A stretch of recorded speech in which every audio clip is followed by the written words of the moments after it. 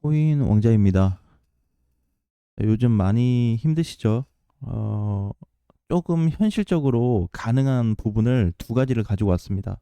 그래서 제가 오늘 썸네일에도 거대한 자금이 몰려온다라는 제목을 가지고 왔는데, 그거는 이제 이 포인트예요.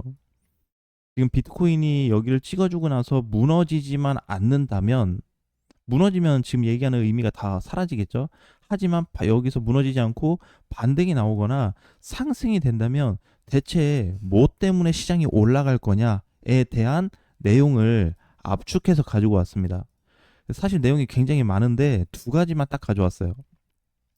첫 번째는 여러분들이 최근에 불신을 갖고 있는 ETF의 내용입니다. 그러니까 단순 현물 매수에서 연금 시장으로 확장됐다, 이게 무슨 얘기냐면, 갑자기 ETF인데 연금 시장이 나와요. 이 포인트가 사실 굉장히 중요하거든요. 근데 이번에도 ETF 순 유출이 발생하니까 어떻게 됐어요? 제가 라이브 방송에도 얘기했지만 100원 들어왔는데, 그죠? ETF 자금으로 20원 나갔다고 힘들어하고 있습니다. 그러니까 이거 이상하다 이거예요. 내용상 보게 되면. 그죠? 100원이 들어와서 100원이 다 나가거나 100원이 뭐 1, 20원밖에 안 남았거나 이러면은 고민 한번 해볼 만한데, 전체 범위 중에서 살짝 나갔는데 엄청 무서워해요.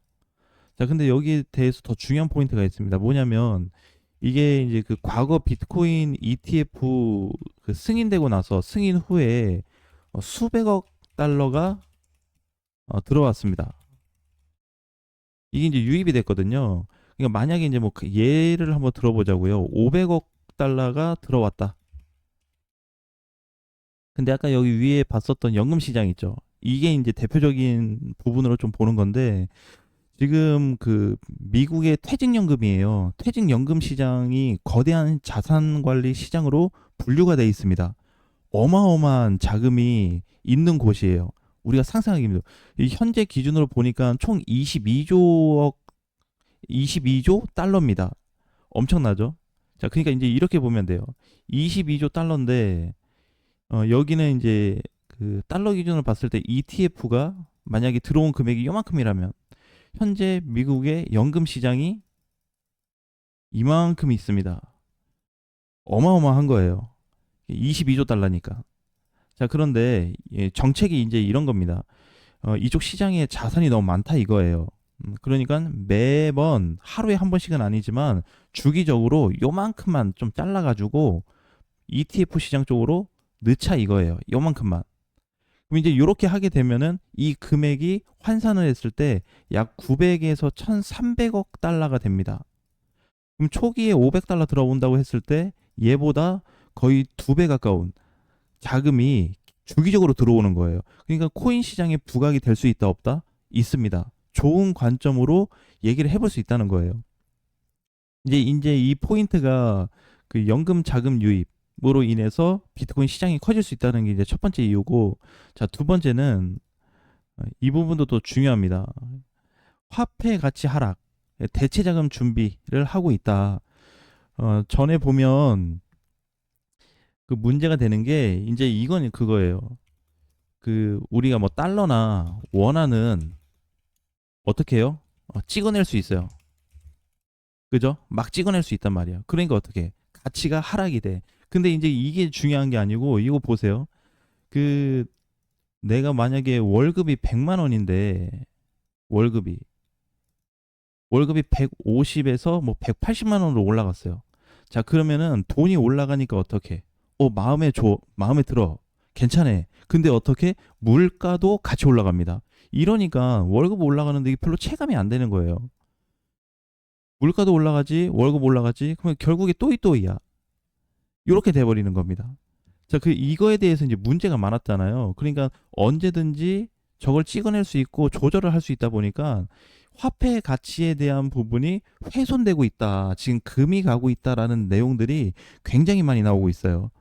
그러니까 이제 계속 들고 있으면 손해를 보니까 돈을 가장 안정적으로 지킬 수 있는 새로운 금고를 찾자.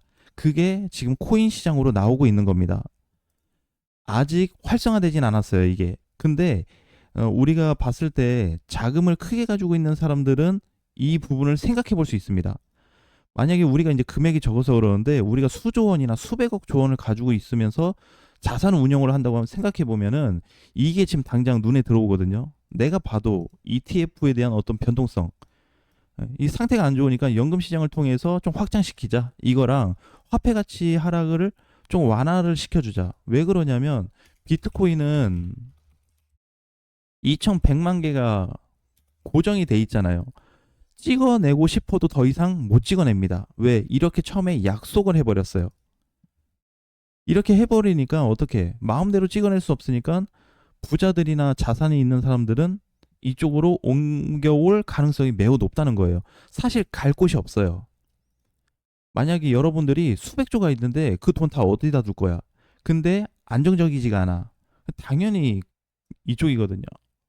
비트코인 쪽으로 몰릴 수 있다는 거예요.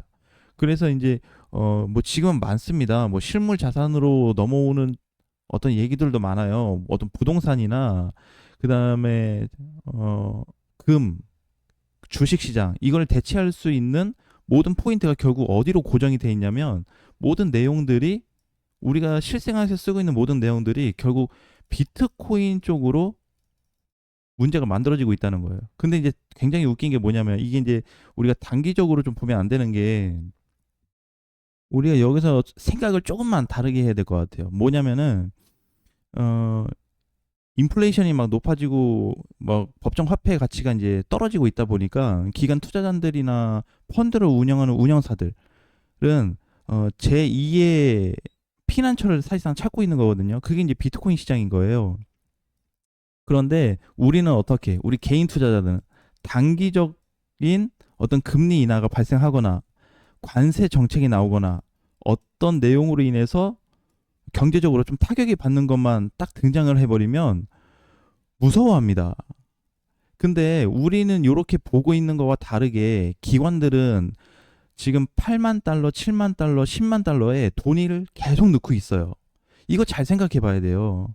그러니까 지금 어떤 시나리오로 인해서 뭐 꼭 화폐 가치, 그 다음에 ETF에 대한 부분도 있지만 우리가 투자하는 데 있어서 이런 부분도 고려해보고 현재 우리가 두려워하고 있는 부분이 당연하게 기관들이나 아니면 어떤 고래들도 똑같이 두려워하고 있는 부분이냐 이거를 한번 봤으면 좋겠다는 거예요. 근데 내가 봤을 때는 우리는 어 어떤 그 대응을 할 수가 없는 상황이거든요. 왜? 불안해요. 사지도 못하고 들고 있으면서도 스트레스 받아. 근데 이쪽은 그렇지 않다는 거예요. 자금을 계속해서 사용을 하고 있습니다. 그러니까 이번에 지금 가지 않았던 비트코인이 뭐 크게 가지도 않지만 여기로 인해서 알트코인 반등들이 계속해서 주기적으로 돌고 있는 겁니다. 그러니까 이런 거 보면 좀 이해를 해야 돼요. 이런 부분들을. 그러니까 무조건 앞으로 시장이 좋아질 거다라고 볼 수는 없지만 오늘 내용은 시장이 좋아진다는 관점 하에 내용을 가지고 보는 거기 때문에 특히 우리가 팩트로 좀 가지고 있는 거는 이 두 개가 가장 중요합니다. 그래서 저도 ETF 관련된 거를 굉장히 이제 중요시하게 보고요. 화폐 가치에 대한 하락도 중요하게 보는데 지금 이제 이걸로 2번으로 보면 내용 굉장히 많죠. 이거 실생활에서 쓸 수 없을 거다. 왜? 현물이 아니지 않냐? 실물이 없다 이거예요. 그러니까 그거 하나만 가지고 지금 계속 얘기하는 거예요. 근데 우리 한번 생각해 보자고요.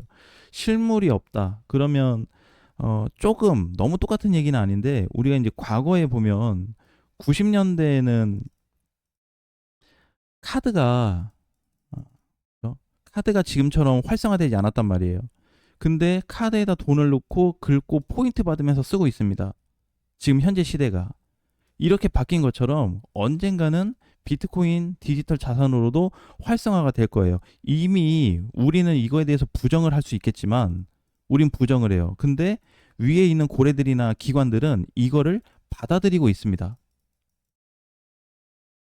왜냐면 이미 들어온 돈 자체가 엄청난데 이걸 받아들이고 있단 말이에요. 우리는 왜 부정하냐 이거예요, 이거를. 그러니까 너무 관점 자체가 달라버리니까 어차피 이쪽에서 땡겨버리면 우리는 따라올 수밖에 없습니다. 이걸 써야 돼. 이 정책을 써야 되고 이 구조적인 부분을 사용할 수밖에 없거든요. 그러니까 너무 우리만 안에 틀에 갇혀서 이걸 얘기를 하기보다는 전반적으로 통째로 한번 보자는 얘기죠. 이게 내가 얘기하는 비트코인 시장 구조하고 똑같아요. 그러니까 현재 비트가 경계선만 무너지지 않는다면 비트코인만 가는 게 아니고 다수의 알트코인들하고 동시 상승이 나올 수 있다는 개념하고 똑같습니다. 그래서 단순하게 비트코인 시장이 망가져서 잘못된다기보다는 현재까지는 거대한 자금이 들어올 수 있는 여러 가지, 사실 화폐 가치 하락, 그다음에 대체 자금 준비하는 거, 뭐 실물 연계 자산도 있고요. 그다음에 선물 시장 있죠. 선물 시장에 대한 그 미결제 약정에 대한 내용도 있어요. 사실 굉장히 많습니다. 근데 우리가 그 중에서 ETF하고 화폐 가치에 대해서 두 가지만 좀 포인트를 짚어봤어요. 아무튼 오늘 내용이 어떻게 와닿을지는 모르겠지만 결국 정리를 좀 하자면, 상승 기준에 놓고 봤을 때 이제는 뭐 금리 때문에 시장이 가고 뭐 그런 것보다는 다수가 몰리는 쪽에 관점을 바라보자. 다수가 몰리는 쪽이라는 거는 자금이 쏠리는 쪽이, 자금 들어오는 쪽이, 이쪽이 방향이 어디로 설정되어 있는지를 먼저 보고 준비를 하자는 거죠. 이게 가장 현명한 시장 판단이 될 것 같습니다.